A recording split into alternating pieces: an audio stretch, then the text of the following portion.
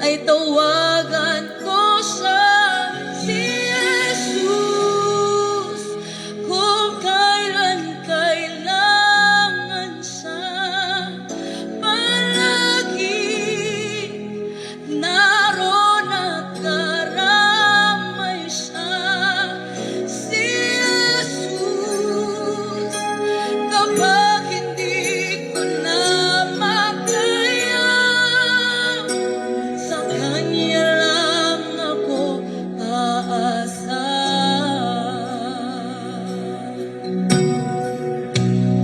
Kahit pilitin ko, puso ko'y maging matibay.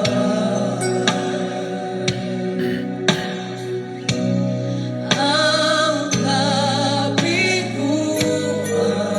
ay dumarating sa aking buhay. Kung ako'y naroon na at nagdurusa, ang aking gagawin ay tawagan ko siya, si Jesus.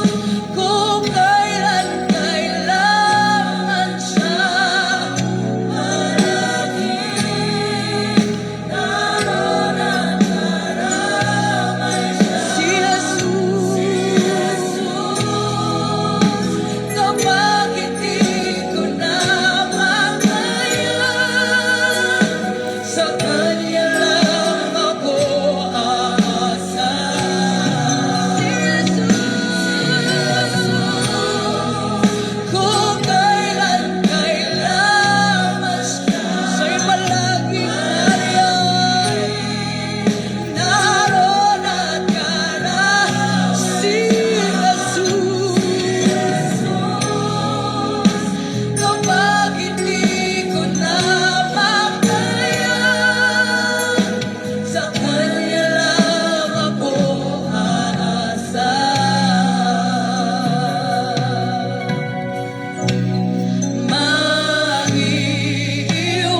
Maiiwasan ba ang iba'y mag-isang tulong? Kahit kaibigan ay nagbibigay sama ng loob, kung ako'y masaktan, saan po ang aking gagawin? Ay tawagan ko siya, si Jesus. Kung kailan kailangan siya, palagi naroon at karamay siya, si Jesus. Kapag hindi ko na makaya, sa Kanya lang ako aasa, si Jesus. Purihin ang pangalan ng ating Panginoong Hesukristo. Mga kaibigan at mga kapatid, muli isang mapagpalang umaga sa inyong lahat sa pangalan po ng ating Panginoon. Sa awiting ito na inyo pong napakinggan ay muli pong sumasa inyo ang programang Si Jesus ang Buhay na Pag-asa. Kayo po ay nakatune in sa impilan ng New Gen FM 100.7 at tayo din po ay napapakinggan dito po sa Bayan ng Bulan at sa buong probinsya ng Sorsogon. At muli ito po ang inyong lingkod, Pastor Randy Rosare ng United Pentecostal Church Bulan, na bumabati po sa inyo at nagaanyaya na tayo po ay muling magsama-sama sa isang banal at makabuluhang pag-aaral ng mga salita ng Diyos. Ang ating mga puso at isipan atin lamang pong buksan at pagkalooban tayo ng Panginoon ng kagalakan sa pakikinig ng mga salita ng Diyos na ito po ang maglalapit sa atin sa kalooban ng ating Panginoon. At pagbati po sa lahat ng ating mga viewers online sa ating Facebook Live. Thank you for sharing our daily episode, mga kapatid.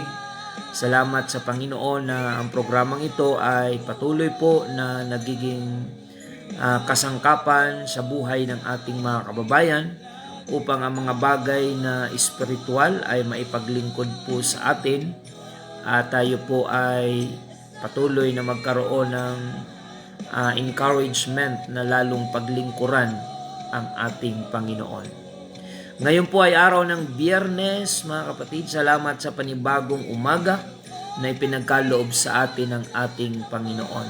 Patuloy lamang po tayo maglingkod sa Diyos sa bawat araw ng ating buhay dahil ang Panginoon ang may-ari ng ating hininga at buhay na taglay ngayon. Kung kaya't ang paglilingkod sa Diyos ay isang investment para sa spiritual na buhay ng bawat isa sa atin. Sapagkat ang mundong ito ay lilipas, maging ang ating buhay sa mundong ito ay lilipas. Ngunit ang salita ng Diyos ay mamamalagi magpakailanman. At ang sino mang nagpapahalaga sa kanyang salita ay meron pong buhay na walang hanggan. Purihin ang Panginoon, mga kapatid, at pagbati sa lahat ng ating mga kapatiran sa United Pentecostal Church Bulan, na kung saan meron tayong 3 congregation na pinangangasiwaan sa tulong at biyaya ng ating Panginoon. Good morning sa ating mga kapatiran dyan sa congregation ng UPC Magsaysay Bulan. Yung mga Bible study po dyan, every day, mga kapatid, na mga schedule. Pagpalain ng Panginoon ang ating coordinator dyan at lahat ng mga kapatiran na masigasig sa gawain ng Panginoon. Si Barry Juvie Laudit and family at ang evangelism team at mga kapatiran na masigasig sa gawain. Pagpalain kayo ng Panginoon. Ganon din ang ating congregation dito po sa UPC Santa Remedios Bulan. Pagpalain po kayo ng Panginoon. At ganon din ang ating congregation dito po sa UPC Iquirino Bulan. Lahat ng mga Bible study teachers, cell group leaders, departmental leaders, i-bless po kayong lahat ng ating Panginoon habang inyong ginagampanan ng buong katapatan ang inyong tungkuling ipakilala ang Panginoon sa ating kapaligiran, ay patuloy po kayong pagpalain ng ating pong Panginoon. Batiin ko po ang dinalaw natin ng mga kapatiran dyan sa San Juan Daan kahapon. Ang mag-asawang si Brother Juan and Sister Perlita, good morning po. Sister Lourdes, pagpalain kayo ng Panginoon. Si Nanay, pagpalain po kayo ng Panginoon. Si Nanay Alice, ayan, at ganun din ang buong Bucado family, i-bless po kayo dyan ng Panginoon. Sister Eleanor at Sinabad Undoy and family, Sister Emily.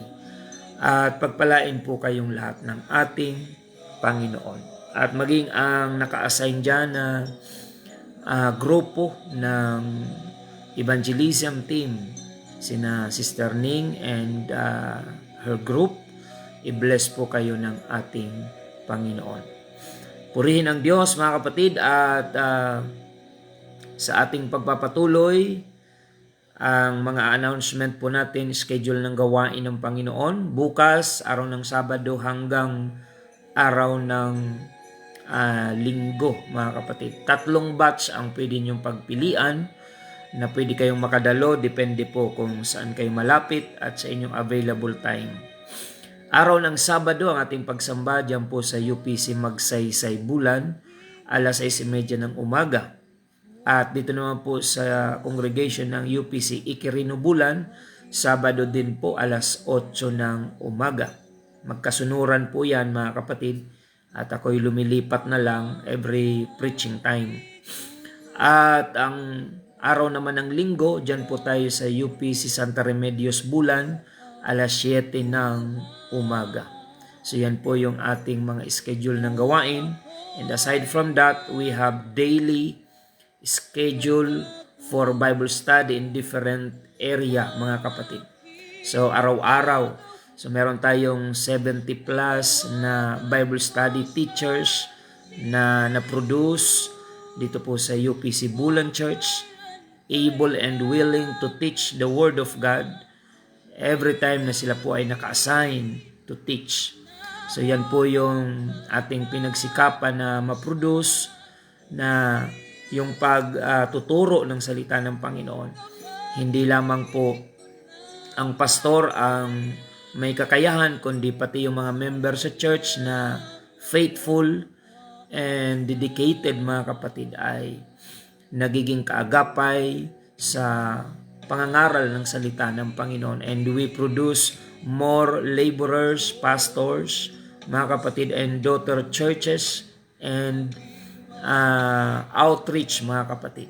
May bago tayong outreach po dyan sa Barangay Aguinaldo, Bulan, Coastal Barangay po yan, sa south area ng southern area ng Bulan. At malapit na po tayo dyan makabuo ng isang congregation, mga kapatid. I-bless ng Panginoon ang ating masipag na manggagawa dyan, si Brother Aljon and his evangelism team, assisted by the group of Sister Ning Sadol. Amen. At masigasig ang ating mga kapatiran dyan. At sa mga newly baptized at mga candidate for baptism, patuloy kayong pagpalain ng Panginoon as you serve the Lord faithfully. Amen. At mga kapatid, batiin din natin ang ating mga kapatiran dyan sa Barangay Biton, Magallanes. May mga candidate for baptism na din po dyan. At kung mamaya ay makahabol po ang inyong lingkod sa Bible study, ay pwede po tayong magbaptize mamaya sa mga naghihintay po dyan sa atin for baptism. So last Tuesday ay meron po tayong 4 na nabautismuhan sa pangalan ng Panginoon dyan po sa ilog ng Magsaysay Bulan. Salamat sa Panginoon. And to our newly baptized, welcome to the kingdom of God.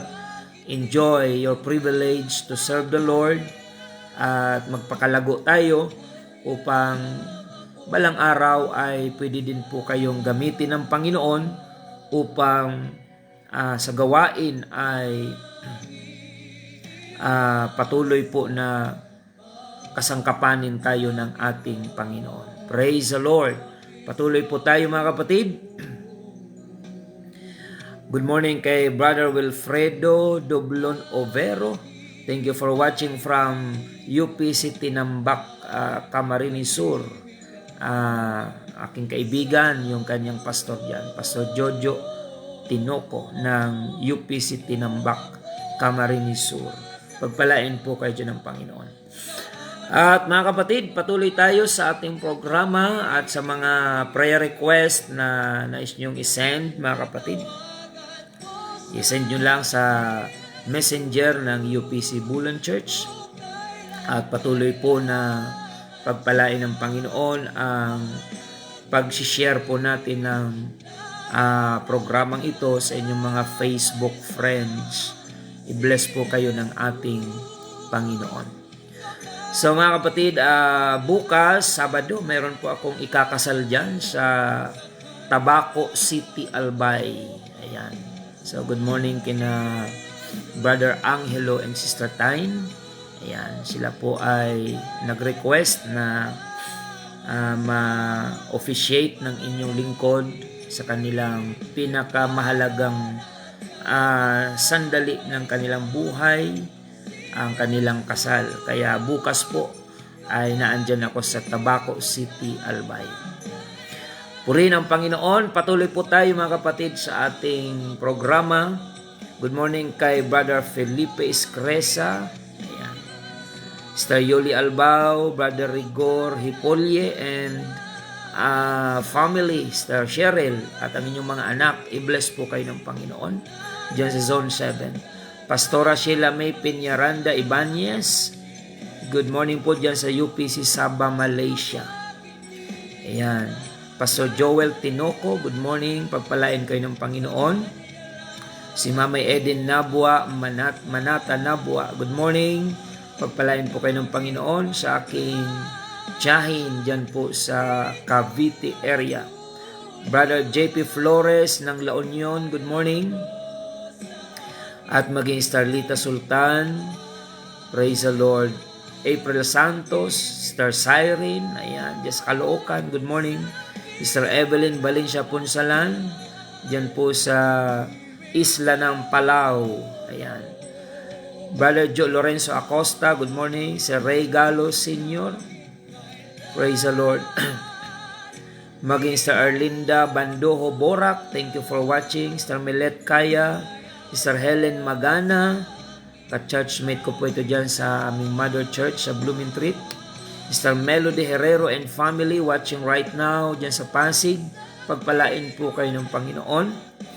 Maging Sister Egina Banisok Tayab, Sister JM Ulitan, o Brother JM Ulitan, good morning.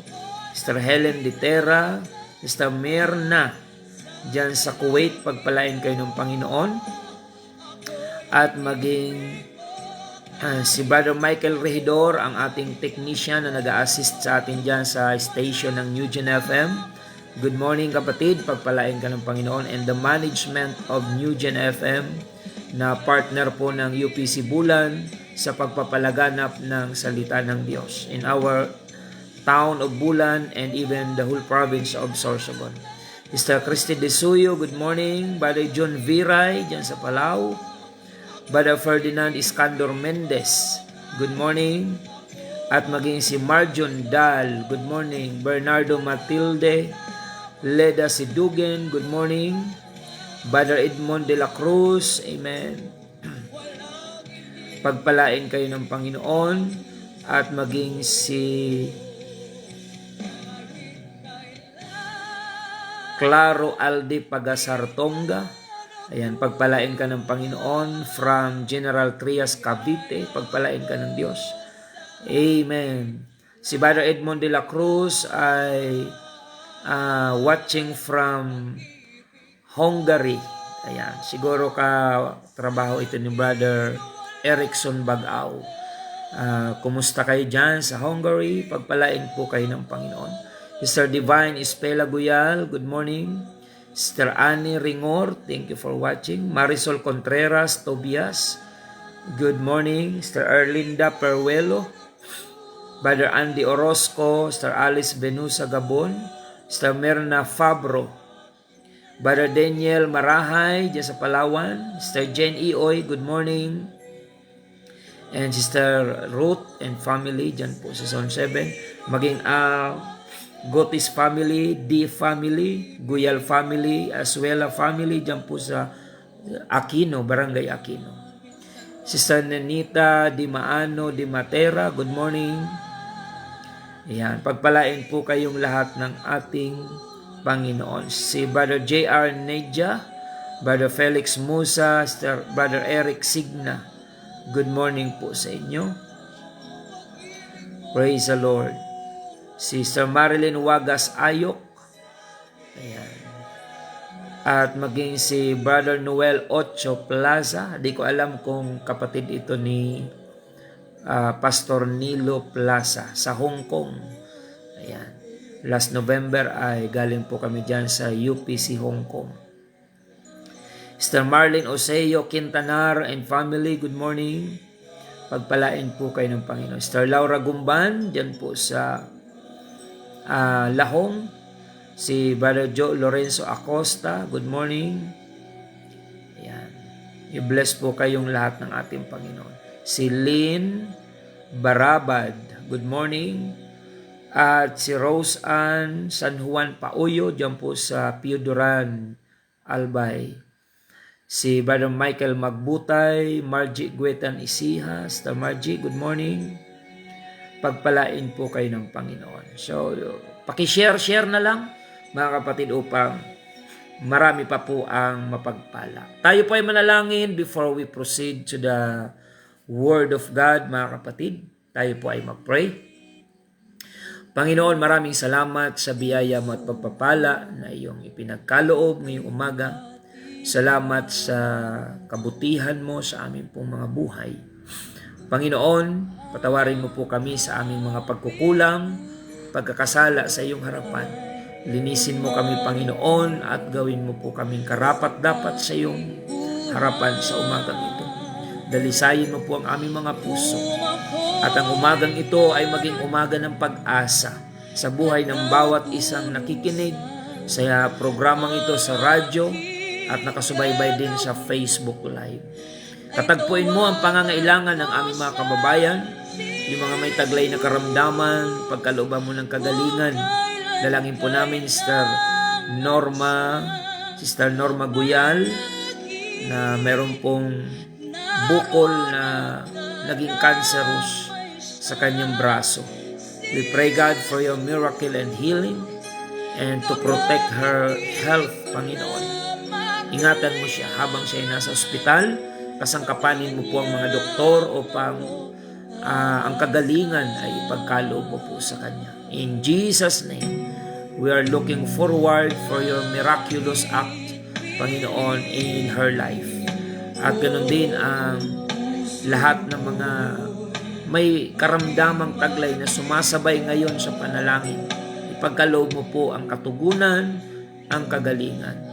Ganon din si Brother Juan, dyan po sa Nuwandaan. We pray God for the complete healing. Salamat Panginoon sa unti-unting development na pinagkakaloob mo sa kanya na dati ay nakaratay lang siya at nakahiga sa banig ng karamdaman. Ngunit kahapon ay aking nadalaw at siya po ay nakakaupo na. And we are praying God na patuloy mo siyang pagkalooban ng kumpletong kagalingan. In the name of Jesus Christ. Maraming salamat. Luwalhatiin ang iyong dakila at banal na pangalan. Pagpalain mo po, Diyos, ang lahat ng mga nagsishare ng episode na ito sa aming Facebook Live, sa kanilang mga friends, at pagpalain mo ang aming mga listeners sa radio. Patuloy mong iabot sa kanila ang iyong mapagpalang kamay, at higit sa lahat, magligtas ka po ng marami naming mga kababayan sa araw ng iyong pagparito. Nawa ay marami pa ang tutugon sa ebanghelyo na iyong ibinabahagi. Maraming salamat, Panginoon. Ito po ang aming samot dalangin. In Jesus' name we pray. Amen and amen. Hindi ko na makaya, sa Kanya lang ako aasa.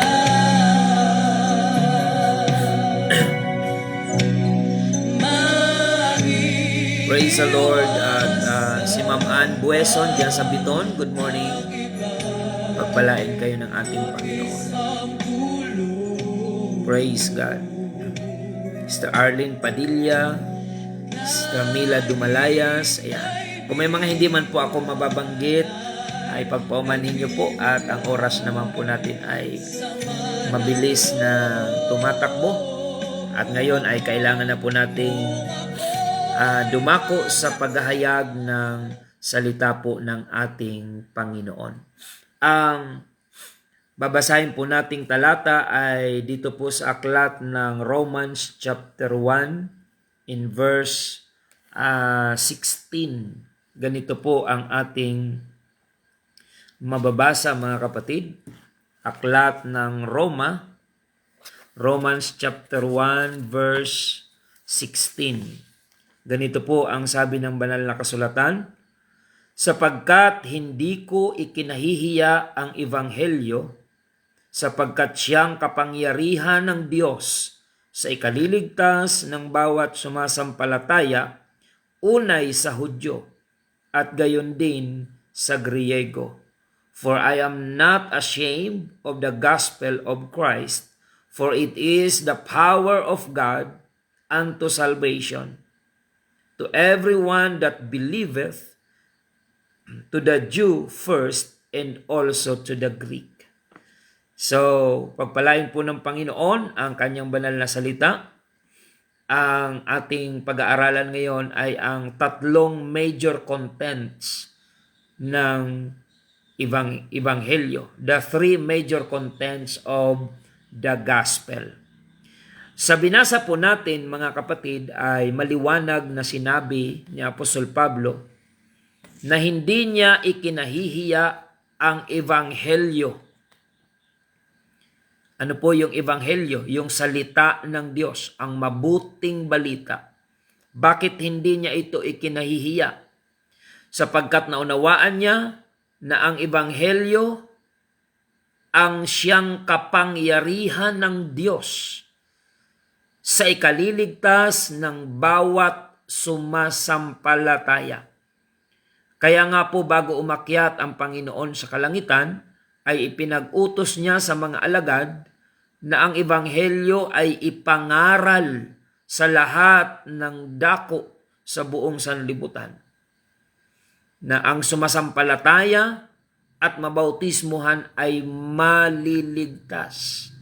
Kaya mga kapatid, ang salita ng Panginoon o Ebanghelyo, ito yung kapangyarihan ng Diyos para magligtas ng mga kaluluwa ng tao. Walang maliligtas na hindi muna nagbigay ng pagpapahalaga sa Ebanghelyo.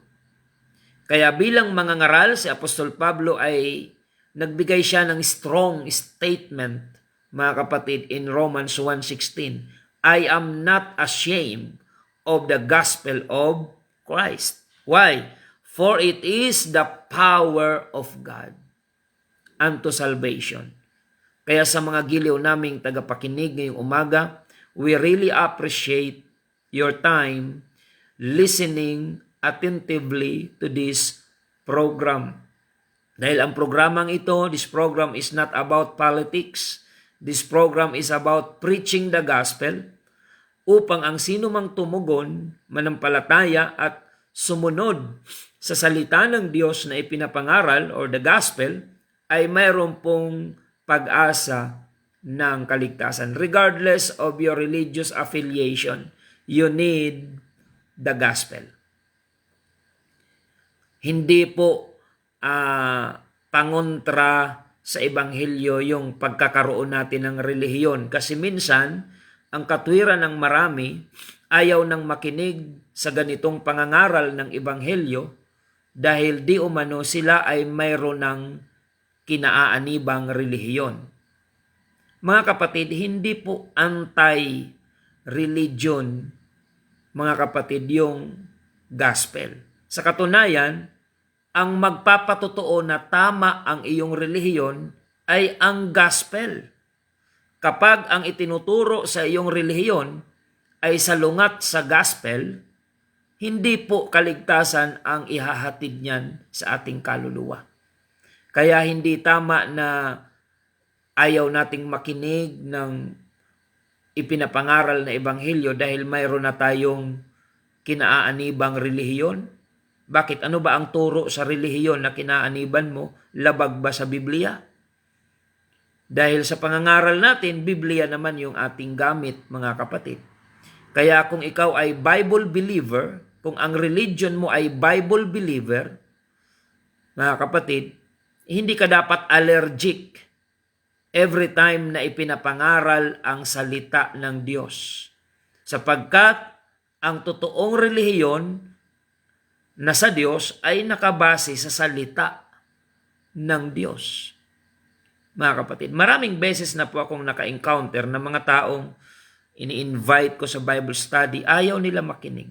Tapos ang isusunod nilang sasabihin, kasi may relihiyon na kami. Hindi mo naiintindihan, kapatid, na wala namang kwenta yung relihiyon mo kung ang tinatanggihan mo mismo ay ang salita ng Diyos. Because your religion cannot bring you to heaven. But the Word of God, mga kapatid, ito ang magdadala sa iyo sa kalangitan. Hindi ang iyong religious leader or religious affiliation. Hindi po yan, mga kapatid. Religion is good, pero kung ang relihiyon mo ay tinuturuan kang umiwas sa ganitong mga pangangaral na ang Biblia ang basihan ng pangangaral, medyo magduda ka sa iyong commitment dyan sa ganyang relihiyon. Mga kapatid, marami na akong na-encounter na ganon, na ini-invite ko sa Bible study, ayaw makinig, ayaw umattend, ayaw man lang kahit pabalat bunga ba, yung pakisama, ayaw. Dahil ang ikakatwiran ay mayroon na daw silang kinaaanibang relihiyon. Kahabag-habag po yung katwiran ng ganong mga tao. At yun po ay bunga ng pagiging blind follower, mga kapatid. Pag sinabing blind follower, sunod ng sunod sa hindi nila naiintindihan, ano ang patunay na ang isang tagasunod ay blind follower?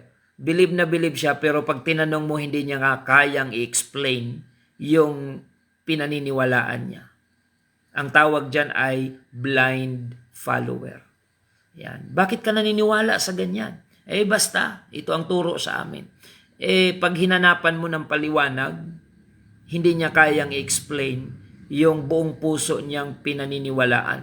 Ang tawag sa kanya ay blind follower.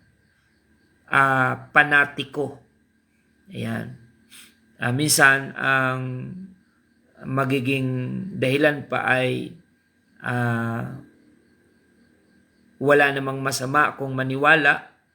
Wala namang masama kung maniwala. Pero ang masama, yung naniniwala ka sa isang bagay na hindi mo nga naiintindihan. Yun ang masama, mga kapatid. So sa paglilingkod sa Panginoon, kailangan meron tayong proper na pagkaunawa kung ano ang ating tinutungo.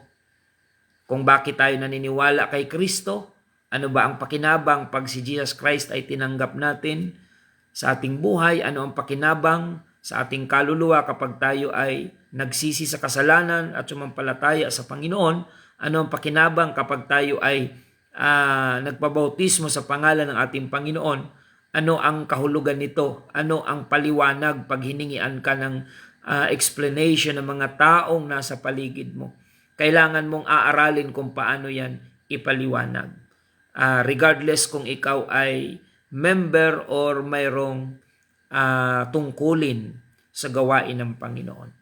So, ang sabi ni Pablo, hindi ko ikinahiya ang Ebanghelyo. Alam nyo, kapag naintindihan mo ang halaga ng isang bagay na pinaniniwalaan mo, hindi mo talaga magagawang ikahiya yon. Pero pag hindi mo naman naiintindihan yung tinatanggap mong aral, abay,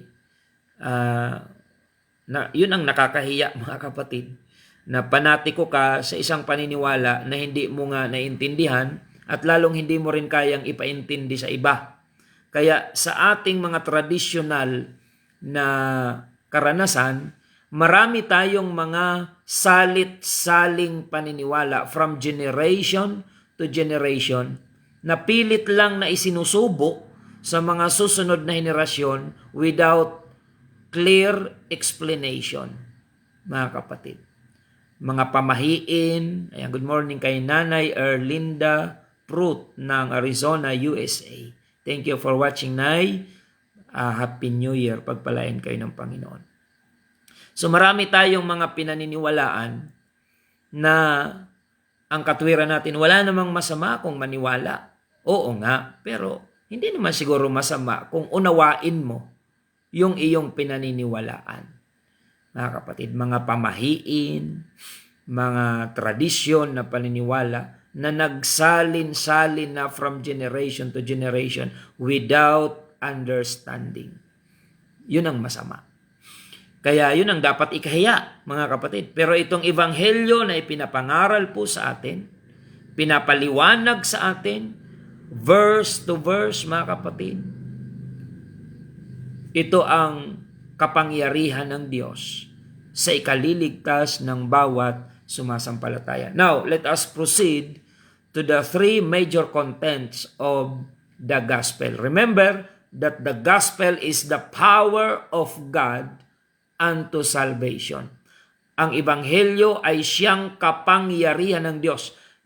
God cannot save your soul without the gospel. Yan ang maliwanag doon. Hindi pwedeng iligtas ng Diyos ang iyong kaluluwa nang hindi dumaan sa proseso ng pagtanggap sa Ebanghelyo. Mga kapatid, kaya nga inutos to ng Panginoon bago siya umakyat sa langit, ipangaral ninyo ang Ebanghelyo sa lahat ng dako sa buong sanlibutan. Kaya ngayon, natutupad po yan by all means. Ipinapangaral po ng mga tunay na mga ngaral ang Ebanghelyo sa lahat ng dako, sa iba't ibang dako, mga kapatid. Ang tatlong major contents o nilalaman ng gospel, mga kapatid, ay pag-aaralan po natin ngayon. Dito po sa Mark chapter 1 verse 15, ganito po ang ating mababasa. At sinabi, naganap na ang mga panahon at malapit na ang kaharian ng Diyos. Kayo'y mangagsisi at magsisampalataya sa Ebanghelyo. Ayan. Yung paghuhukom ng Panginoon malapit na. Kaya ang utos ng Biblia, sampalatayanan natin, tanggapin ang Ebanghelyo. So pag sinabing gospel, mayroon siyang tatlong major contents. Mayroon siyang tatlong mahahalagang nilalaman, mga pangyayari, na pag ito'y kompletong tatlo, buo yung salitang Ebanghelyo, or in English ay gospel. Number 1 ay ang pangyayari tungkol sa kamatayan ng Panginoong Hesukristo, or the death of Jesus Christ. Ano po ang simbolo ng kamatayan ni Jesus Christ? Bakit mahalaga ang kamatayan ni Jesus Christ? Sapagkat without the shedding of blood, there is no remission of sin. At ang symbolism naman ito na death of Jesus Christ sa ating buhay ay yung tinatawag na repentance. Ayan. Kung titingnan natin ang aklat, mga kapatid, ng Romans chapter 5 verse 8, ganito ang ating mababasa. Datapwat ipinagtatagubili ng Diyos ang kanyang pag-ibig sa atin, na nang tayo'y mga makasalanan pa, si Kristo ay namatay dahil sa atin. So ang kamatayan ni Jesus Christ ay kapakinabangan natin sa espiritual na kaligtasan, sa kapatawaran ng ating mga kasalanan, mga kapatid. So sabi sa Romans 5:8, God commandeth His love toward us in that while we were yet sinners, Christ died for us. Hindi po ang Diyos ang namatay para sa atin dahil hindi po namamatay ang Diyos. Nung si Jesus Christ ay mamatay para sa ating katubusan, hindi po yung pagka-Diyos niya ang namatay. Kasi wala pong Diyos na namamatay. Hindi po namamatay ang Diyos. Pero bakit si Jesus, Diyos siya, namatay siya? Tandaan natin na si Jesus Christ ay hindi lamang pagiging Diyos ang meron siyang taglay na katangian, sapagkat siya ay Diyos na nagkatawang tao. Philippians chapter 2, verse 8, mga kapatid, hanggang verse 9, maliwanag po doon na bagamat siya ay nasa kalagayang Diyos, ay hinubad niya ang kanyang pagka-Diyos at nakitulad sa tao at nag-anyong alipin, nagmasunurin hanggang sa kamatayan, sa kamatayan sa krus. So, ang symbolism nitong death of Jesus Christ ay ang repentance natin. Amen. Ibig sabihin, kamatayan ni Jesus Christ, sa atin naman, repentance. Magkauri po yan o magkasimbolo yung kamatayan or death of Jesus Christ. Sumisimbolo ito sa repentance. At ito naman pong Acts chapter 3, tingnan po natin ang sinasabi ng banal na kasulatan, mga kapatid. Acts chapter 3 and verse 19. Ganito po ang ating mababasa. Kaya nga mangagsisi kayo at mangagbalik loob upang mga pawi ang inyong mga kasalanan, upang kung magkagayon ay magsidating ang mga panahon ng kaginhawaan mula sa harapan ng Panginoon. So iniutos po yung repentance. Pagsisihan daw natin ang ating mga kasalanan at magbalik loob tayo sa Panginoon upang kung magkagayon ay magsidating ang panahon ng kaginhawaan mula sa harapan ng Panginoon. Sapagkat ang kasalanan ang lalong nagpapahirap sa buhay ng tao. Hindi lang kahirapan sa pinansyal. Kasama na yon, ngunit iba pang kahirapan ang dulot ng kasalanan sa buhay ng tao. At ang sabi ng Biblia, upang guminhawa ang buhay ng tao, not just financially, but in all aspect of our lives, mga kapatid, ay magkaroon ng kaginhawaan, kailangan daw nating pagsisihan ang ating mga kasalanan. Kaya yung death of Jesus Christ, sumisimbolo sa repentance. Kapag tayo ay nagsisisi, kagaya po yun ng kamatayan ni Kristo. Ibig sabihin yung ating flesh ay ating pinapatay, symbolically, through repentance, mga kapatid, upang tayo ay makatanggap ng habag at kapatawaran mula sa ating Panginoon. Without repentance, there's no forgiveness from the Lord. Kahit na ang Panginoon ay namatay sa krus ng Kalbaryo para sa ating mga kasalanan, kung ikaw mismo na makasalanan ay hindi magsisisi, wala kang tatanggapin na kapatawaran mula sa ating Panginoon. True repentance results, mga kapatid, ng true forgiveness. Ang totoong pagsisisi ay tumatanggap ng totoong pagpapatawad.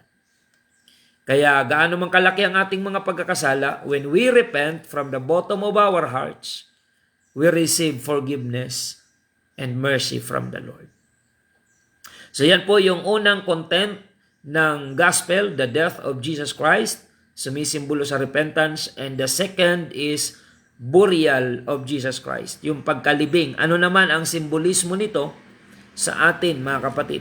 Mainam ay basahin po natin muna ang sinasabi po dito sa aklat ng Marcos 16:16. Ang sumasampalataya at mabautismuhan ay maliligtas, datapwat ang hindi sumasampalataya ay parurusahan. Ang sumasampalataya at mabautismuhan ay maliligtas. So hindi po sumampalataya lamang ligtas na. Ang sumasampalataya at mabautismuhan ay maliligtas. Klarado po yan. Walang labis, walang kulang, walang pagtitwist ng pagpapaliwanag, walang pamimilipit, kundi kung ano, kumbaga, yung verse na ito ay self-explanatory, kung tawagin, na hindi mo kailangan ang paliwanag ng iba for you to understand the verse. Dahil ang verse mismo ang nagpapaliwanag sa kanyang sarili. Sino daw ang maliligtas? Ang sumampalataya at mabautismuhan. Wala diyang, kumbaga, hindi mo kailangan dyan ng Greek word, hindi mo dyan kailangan ng Hebrew word for you to understand the verse. Ang bersikulo mismo ang nagpapaliwanag at hindi kailangan ng explanation ng iba. Purihin ang Panginoon. Kaya sino ang maliligtas? Ang sumasampalataya at mabautismuhan. Sino ang nagsabi niyan? Ang Panginoong Hesukristo mismo bago siya umakyat sa kalangitan. And in the book of Romans chapter 6, ano naman ang simbolismo nitong burial o paglibing kay Jesus Christ? Ito ay sumisimbolo sa bautismo sa tubig. Kaya ang totoong binyag o bautismo ay hindi po buhos lamang sa ulo o wisik-wisik. Ang totoong bautismo ay immersion. in the name of Jesus Christ. Dito po sa aklat ng Romans chapter 6 verse number 3 and number 4. O hindi ba ninyo nalalaman na tayong lahat ng mga binautismuhan kay Kristo Jesus ay nangabautismuhan sa kanyang kamatayan? Tayo nga'y nangalibing na kalakip niya sa pamamagitan ng bautismo sa kamatayan, na kung paanong si Kristo ay nabuhay na maguli sa mga patay sa pamamagitan ng kaluwalhatian ng Ama, ay gayon din naman tayo'y makalalakad sa panibagong buhay. Ayon. Kalinaw mga kapatid, ang linaw na ang lahat ng nabautismuhan kay Kristo ay nabautismuhan sa kanyang kamatayan. Ibig sabihin, nagtitake effect sa iyong kaligtasan yung kamatayan ni Jesus Christ. Kaya mahalaga po na tayo ay mabautismuhan sa tubig through immersion in the name of Jesus Christ. And according to Acts chapter 2 verse 38, sabi ni Peter, "Repent and be baptized every one of you in the name of Jesus Christ for the remission of sin, and you shall receive the gift of the Holy Ghost." Malinaw yon mga kapatid na sinasabi ng banal na kasulatan. Ang purpose ng water baptism is not to be a member of the church, but to receive forgiveness from the Lord. Repent and be baptized for the remission of sin, not for the membership purpose, but for the remission of sin.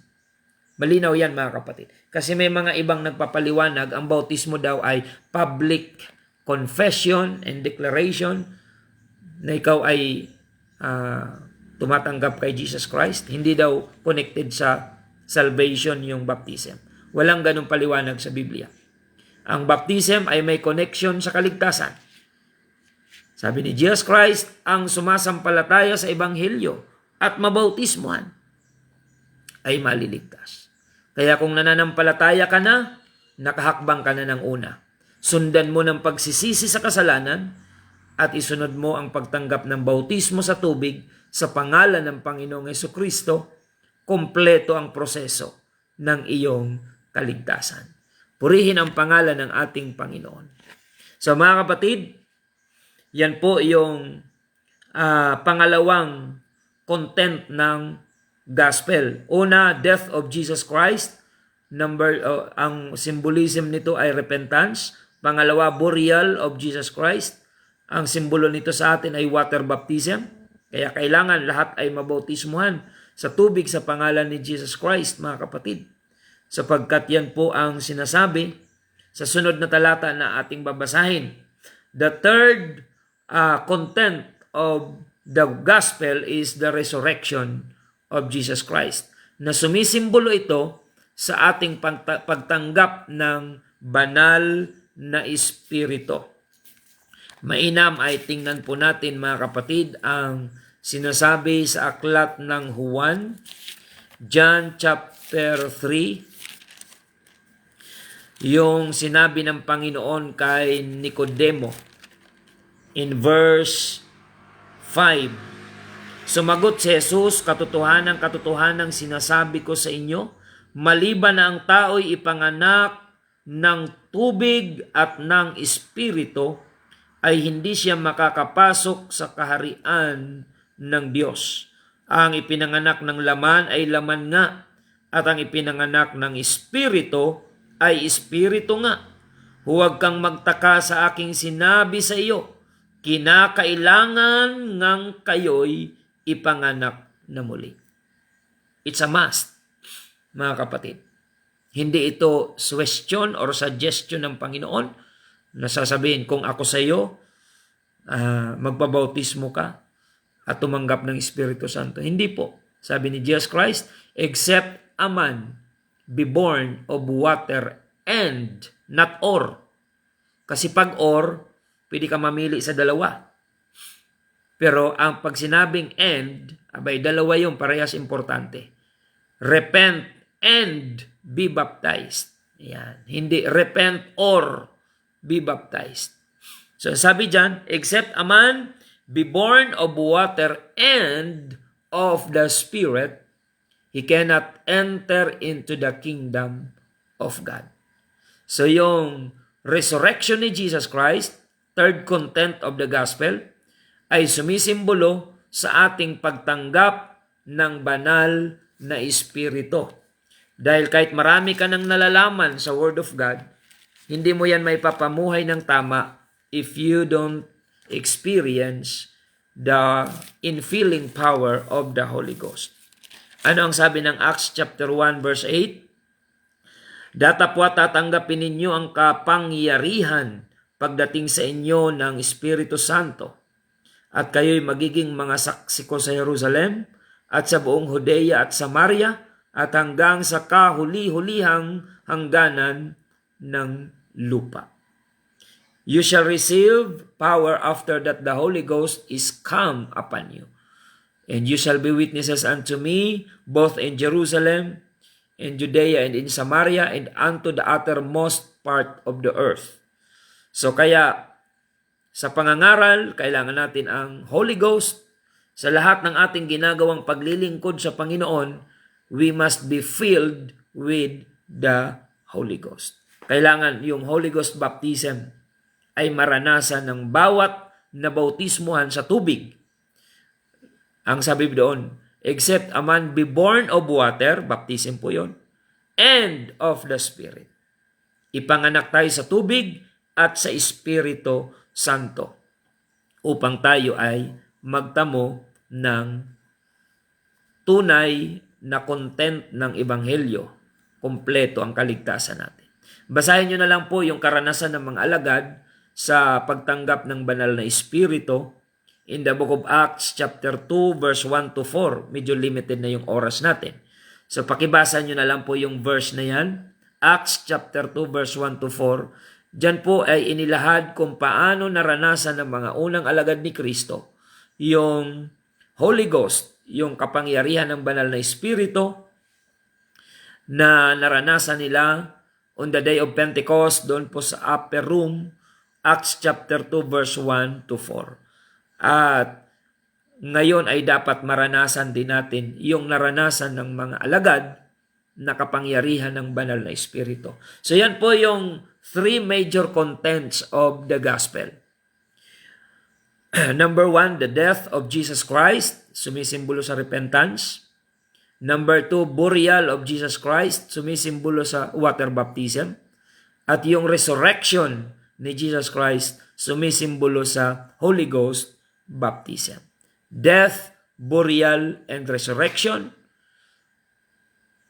yan ang equivalent ng tinatawag na gospel. And the gospel is the power of God unto salvation. So yan po ang ating napag-aralan ngayong umaga. I hope na naunawaan nyo po. At pag naunawaan nyo, ipaliwanag nyo rin sa iba na hindi pa nakakaunawa. Yun ang purpose ng ating pagtatalakay para sa personal nyong kaunawaan at ipamuhay nyo ito personally. At pangalawa, yung mga taong nakapaligid sa inyo, pwede nyong bahaginan ng ganitong kaalaman sa salita ng Panginoon. Huwag nating sarilinin yung katotohanan. Ibahagi natin ito sa iba. At sa mga viewers natin online, keep on sharing mga kapatid. Kailangan kompletong gospel ang tanggapin natin para sa kaligtasan. Hindi bawas na gospel. Kasi merong mga bawas na gospel. Hindi raw kailangan ang bautismo sa kaligtasan. Si Jesus Christ nga ang nag-utos nito bago siya umakyat sa langit. Kung paanong inutos niya na mangaral, iisang tagpo yun na inutos niya rin kasunod yung magbautismo sa pangalan ng Panginoong Jesucristo, mga kapatid. Inutos niyang mangaral ang mga alagad, inutos niya rin sa kanila na magbautismo. Ibig sabihin, incomplete ang ating pagsunod kung hanggang pangangaral lang tayo at dinidisregard natin yung importance ng water baptism. Kailangan kompleto ang ating pagtanggap sa utos, Marami ngayon nangangaral pero hindi lahat ng nangangaral ngayon ay naniniwala sa halaga ng bautismo para sa kaligtasan. Samantalang ito ay magkasabay na inutos ng Panginoon sa mga alagad bago siya umakyat sa kalangitan. So ngayon mga kapatid, tayo po ay magtatapos. Salamat sa inyong pakikinig at ibahagi natin ito sa iba. Let us pray. Maraming salamat Panginoon sa iyong biyaya, karunungan at pagpapala na ipinagkaloob sa bawat isa amin ngayong umaga. Sa lahat ng mga nakinig sa radyo, kung may mga hindi pa man bautismado na nakinig, nawa ay tanggapin nila ang buong gospel na may napapaloob na 3 major contents. Ito po yung death, burial, and resurrection of Jesus Christ na sumisimbolo sa pagsisisi, bautismo sa tubig, at bautismo sa banal na Espiritu. Gospel, the power of God unto salvation. This is our prayer, Lord, na ang lahat ng nakikinig ngayong umaga ay makumpleto ang tatanggapin nilang ebanghelyo sa kanilang buhay, ang karanasan nila sa iyong banal na presensya. Panginoon, dalangin po namin spiritual understanding, ipagkaloob mo po sa aming mga taga-subaybay, enlightenment kung may mga kagulumihanan man, at kagalingan sa mga may taglay na karamdaman sa umagang ito. Ipagkaloob mo po ang iyong pagkilos at higit sa lahat magligtas ka po ng maraming mga kababayan po namin. Na lahat ng makarinig ng pangangaral na ito, even sa replay sa Facebook, hipuin mo nawa ang kanilang puso at magpasyang maglingkod sa iyo at isuko ang kanilang buhay sa iyong banal na kalooban. Maraming salamat po Panginoon, sa iyo lamang ang papuri, pagsamba at pagluwalhati. Ito po aming samot dalangin. In Jesus' name we pray. Amen and amen. Mga kapatid, bago po tayo magtapos, ay inaanyayahan po namin kayo sa ating mga pagsamba sa Panginoon. Bukas, araw ng Sabado, ang ating pagsamba ay alas 6:30 ng umaga dyan po sa congregation natin sa UPC Magsaysay Bulan. At Sabado pa rin, alas 8 ng umaga dito po sa ating congregation sa UPC Iquirino Bulan. At pag-araw naman ng linggo, ang ating pagsamba ay dyan po sa UPC Santa Remedios Bulan, alas 7 ng umaga. Paki-share na lang po mga kapatid ang ating episode ngayong umaga upang marami pa po ang mapagpala. At kabisaduhin nyo ito para alam nyo rin kung paano i-explain sa mga taong nagtatanong sa inyo tungkol sa inyong pananampalataya. Maraming salamat po. Pagpalain kayo ng Panginoon.